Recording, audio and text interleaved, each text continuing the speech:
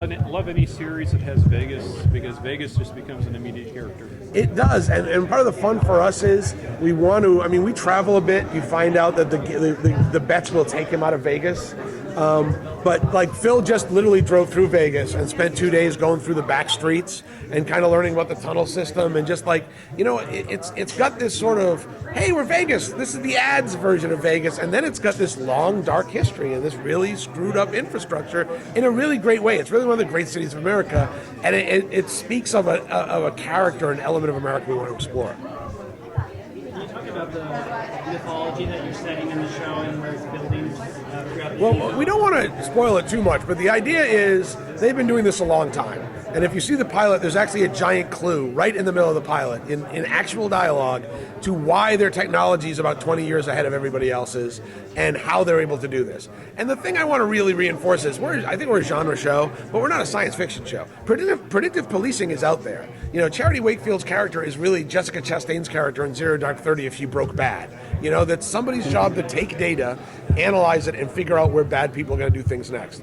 What we're saying is we just have the best data in the world. Why? Because of the mythology. Because we've been around a really long time. Because of the agreement that was made so this game could exist. And so part of the fun, the pilot's very locked POV, because I hate those shows where, now explain the conspiracy in the elevator ride down. It's very much, you're going to find out at the same speed he does. And he's going to find something out because he's trying to figure out, I know they did something with my wife. Maybe she's dead. Maybe she's not. We were just about to get back together, you bastards. And he has to play the game. So he has to play the game and be a good player. At the same time, he's trying to protect innocent people in the middle of it. At the same time, he's trying to pull apart the little seams he can see. And sometimes, as they grow to trust him, Mr. Johnson lets him know a little bit more. Charity drops Cassandra drops a clue. But every one of them has a different agenda. And it's not correct to think that this conspiracy that's behind the scenes is super stable. It's inherently unstable. And that's part of the fun of it. Because there's a lot of personalities involved? There's not just a lot of personalities involved. You're going to find out that when the game was formed, it was formed a little bit under duress, and maybe not everybody's happy they're in it. How did you get Wesley Snipes involved? And, was it a big coup? Did you have to write? It was a very big coup. We met with him, Bharat Nalluri and I, who's the great director, who directed actually Hustle. And of course I did Leverage, so we were giving each other shit on the set all the time. He's like, well, yes, of course, Leverage is just a bit of a Hustle knockoff. I'm like, well, you have to do, 4 episodes a year? Maybe 3? I understand. It's so hard to make British television. But he and I met with Wesley because we were saying this is a character who has to be, manifest violence believably. He has to obviously have had a past. He's like, when he walks in a room, even powerful people are frightened of him. Like, who is that? And we kept saying, but he had a really dark history. And we kept saying, like those cool super spy action guys that Wesley Snipes would play. And then Sony went, we could call Wesley. Now, unknowing to us, he's a giant Blacklist fan. He is a giant, went up to James Spader and shook his hand to the airport Blacklist fan. So he was, when he heard it was the producers of The Blacklist, went, oh, I love that show. That's great. Let's have dinner. Let's talk about it. He was thinking about doing TV. And when we explained to him the character was and how complicated the character was, and in particular the fact, every week you should come out of the show not knowing if Mr. Johnson is the good guy or the bad guy. That's what was really important to him. There's a speech he has later on, about 3 episodes in, where he explains why he thinks the house is important. And it's unspeakable, and it's abuse of power, and it means that our entire history is a lie, and at the end of it you go, I think he's kind of right. And that's what you really needed with that guy. And really, Wes, like this, how many guys can bring that? I mean, there's a moment in the pilot. Yeah, and that's it. Sometimes you get really lucky, Sometimes you just hit an actor, and we bring so much more. Like that scene in the pilot where he pretends to be an FBI agent, and his credentials are flawless, and they absolutely check out. They're not fake FBI badge. He has a real FBI badge. When he goes in and does that scene, it was never meant to be that funny originally. And as we kind of rehearsed and played with it, it's like, this is hilarious. He is just... The great thing, David Gupton is playing that scene like he knows this is bullshit, and Wesley Snipes is playing this scene as, I know you know it's bullshit, but you can't do anything about it. And that gives it so much more to that scene. So, it's just so great having a guy who can deliver great dramatic stuff, do his own stunts in action, and can land a joke. You don't get many of those. Phil's one, Wesley's one. And by the way, Charity's one, which is cool, because one of the things we're doing with her character is, we're aware you've seen a lot of these shows, so we're screwing with the tropes. I know you're going to watch the pilot and go, oh, the girl behind the screens. No.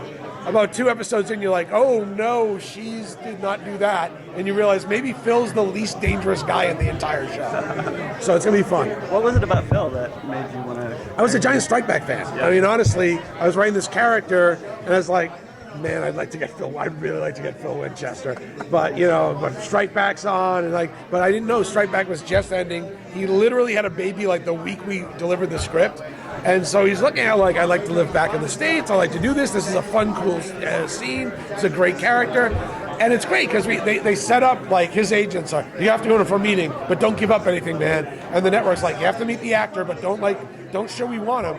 And I'm such a Strike Back fan. He loved the script. We're like, oh my God, I love your stuff. And we just geeked out with each other. And I was actually reenacting the Strike Back where you slide and catch the bomb. And all the guys in the suits are like, all right, I guess they're making the show. So he's charismatic, and he's got kind of old school 1930s looks. We don't make guys like that, And what's crazy is he's from Montana. The British accent on Strike Back is because his mom is British, and he did Royal Shakespeare for a while. He's actually your straight up all-American dude.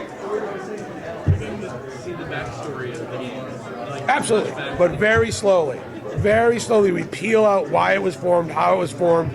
As Alex discovers stuff, you'll discover stuff. Mr. Johnson will reveal certain elements to him. But the thing to me is, that's the candy. The thrust of the show is big action every week. The candy is and a cool conspiracy. She had her hand up. Let me just get one last question. So going from basic cable to NBC, does NBC allow you to do whatever you want? Well, no, you never get whatever you want. You never get whatever you want. It is fun to have a show, and we got Michael Bassett, the Strike Back director, to direct the season opener. It is fun to have a show where you can go, all right, one helicopter for 2. And there was a scene where he literally said, I don't know if you were at the panel, but I said, we were looking at the first episode, and he said, it's not a question of what I can set on fire, it's how much can I set on fire.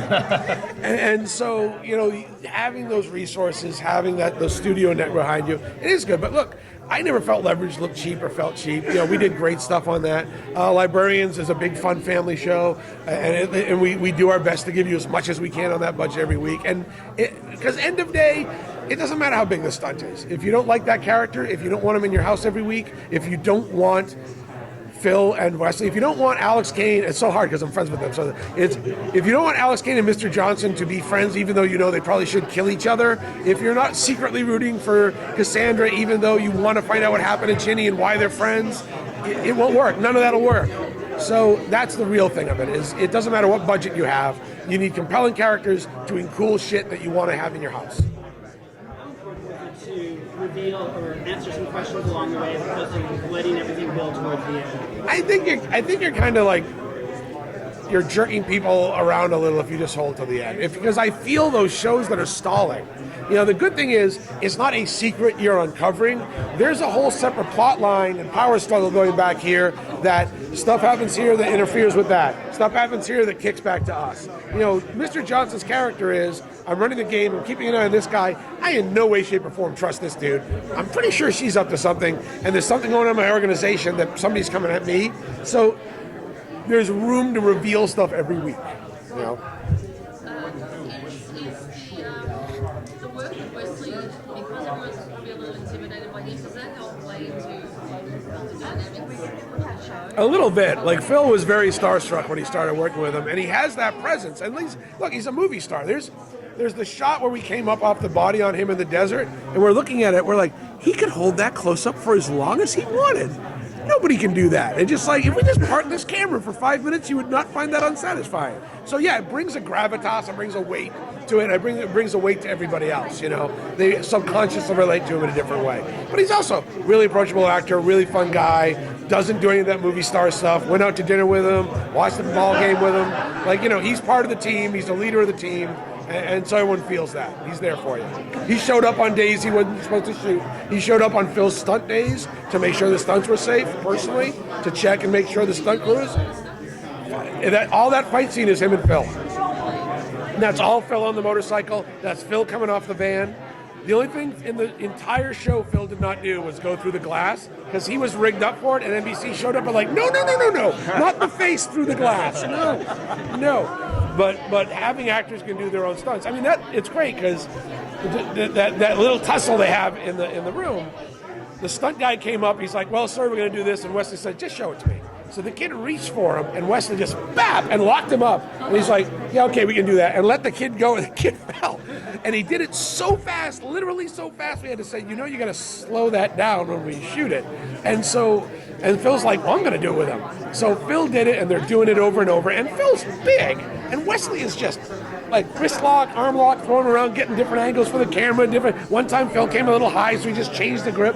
And I went up to Phil in the middle. I said, how you doing? And Phil said, he's kicking my ass, man. So there's already like a friendly rivalry, a real weight to like, these guys are the real deal. I hate shows where you're like, yeah, you're an action star. I could take you. And that's my rule when I make a show. You don't get to be the badass on my show if I think I can take you. If you're like 110 pounds with a British accent and swooshy hair, no, you're not my action star. But, when Phil got on the motorcycle and rode through that little corridor and we were like right in front of him with the camera, like, yeah, this dude is about 95% of as much of a badass as he actually is. It adds something to the show, I think. You good? All right, gotta go. All right, Thank you guys so much.